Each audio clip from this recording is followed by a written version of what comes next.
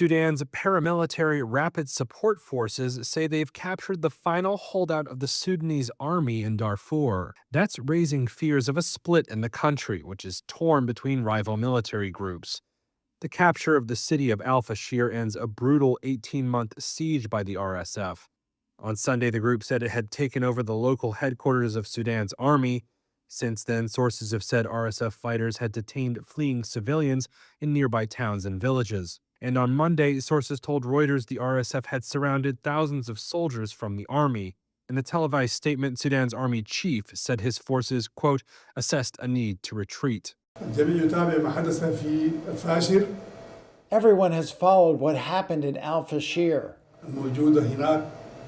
Certainly, the leadership there, including security, made assessments that they have to leave the city due to the systematic destruction and killing of civilians. We agreed with them to leave the city and go to a safe place so as to spare the rest of the citizens and the rest of the city from destruction. The RSF has been locked in a civil war with Sudan's army for more than 2.5 years. The two sides fell out over plans to integrate their forces during a transition towards democracy. Analysts say the RSF's taking of Al Fashir may help them regain other territory around the country and grant them a diplomatic edge. Alan Boswell is with the International Crisis Group in Nairobi. It improves their military position in Sudan, which also improves their negotiating position in any peace talks.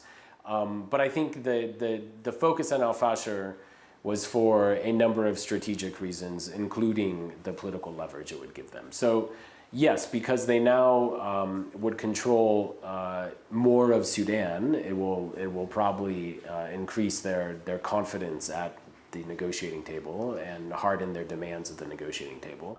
Some activists have long warned that an RSF takeover of the city would lead to ethnic revenge attacks of the 250,000 people remaining there.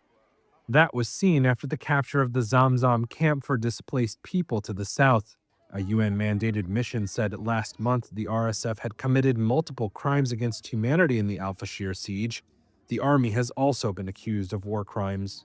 Unless U.S.-backed peace talks make progress, it could all worsen a conflict that's already displaced millions, plunged half of Sudan into hunger, and spread disease throughout the country.